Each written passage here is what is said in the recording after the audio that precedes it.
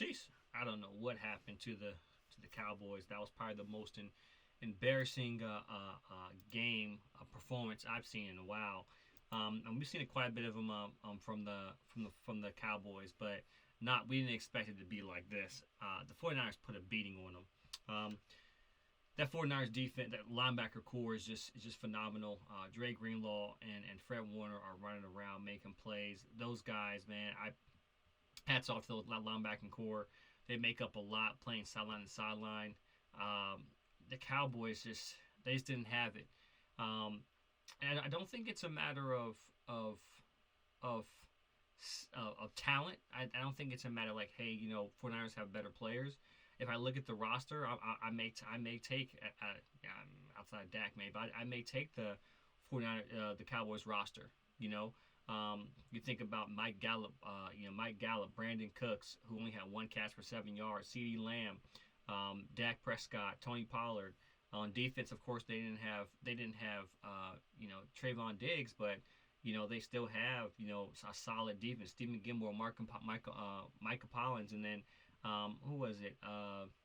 Demarcus Lawrence was one of the highest grade defensive linemen this year.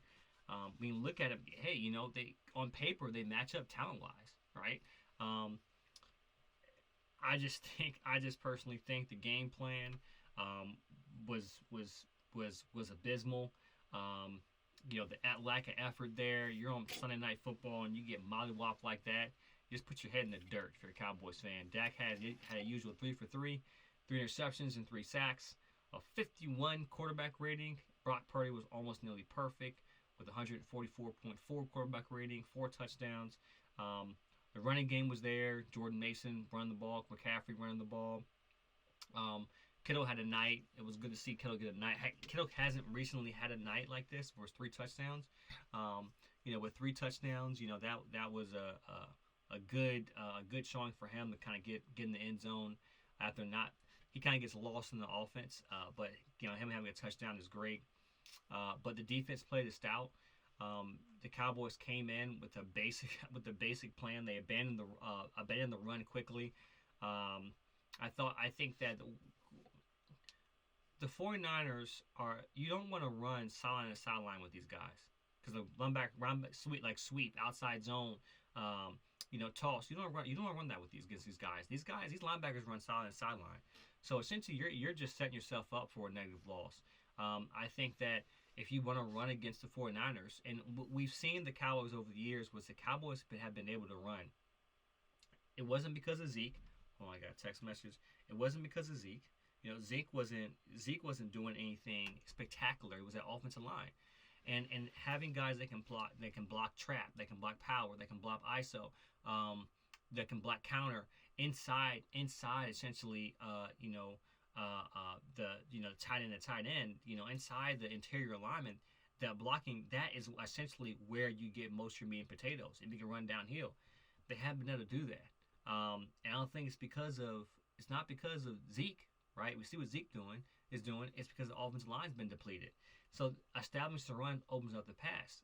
You can't just get a bunch of guys out there and say, "Hey, Dak, go win a game," because Dak's not going to do it.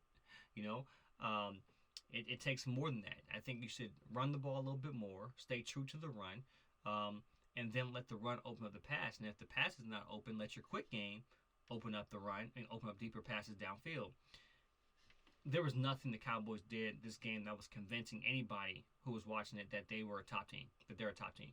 Um, uh, the 49ers steamrolled them, and it only makes the case for the 49ers to be the top team in football because, once again, my Eagles didn't profoundly win against the Rams.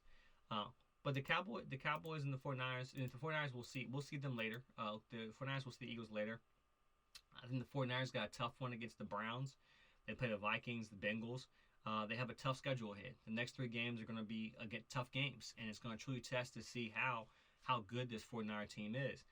Same exact thing with the Cowboys, right? The Cowboys, who they have next, they have the Chargers, tough team. Excuse me, the Rams, and the Eagles. So both teams have tough schedules coming up. But you expected this game to be. And Jerry Jones thought he was slick, and Eagles are probably marking this on the calendar November 5th of him saying the all roads lead through, the road to the Super Bowl leads to San Francisco, right? That was a slight towards Philly, but the Eagles, we have the Jets, the Dolphins, Commanders, Cowboys, right? That's going to be a big one for us. And then we have the 49ers, and we have the Chiefs. So pretty much Amazon, and the commercial, I actually looked it up. Amazon Web Services uses an algorithm, a modeling algorithm that says based off of the scheduling, these are the best matchups.